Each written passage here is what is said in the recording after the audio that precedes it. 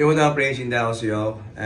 Gusto lang ko mga story sa tanang nasakitan sa akong istorya. Wala, ginto na ako istorya ra ko kung unsa akong gibati ato. Kay ganahan lang ko ba, ipag ako sa akong gibati and sorry sa tanang sa mga fans sa Pikas nga nalain ako kay tinuod akong istorya.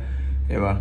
Ngayon ako sorry. And yeah, nag-video ko karon kay para explain ako kay daghan mo guningon nga ay no need na mag-stage design or something inana kay wala ta sa minatyan ron, wala ta sa kasal, di ba? So, ay ganahan lang ko i-explain ninyo ang kung why nganong ganahan ko og bag-o kay syempre kada perform na ko guys, kita bitaw maghukas ra ko nya walang ka effort para nako, di ba? Kita bitaw mo walang ka effort na focus ra ko o niya perform ra niya wala inani wala, di ba? Like wala effort gani guys. So syempre manabi ato nga part kanang gikapoy na ang mga tao ba, no, di ba? More kanang ako sad gikapoy na sad ko magtan-aw sa akong kagalingon nga magsige laging ana murag ganahan ko og bag-o nga plastada sa akong sa performance.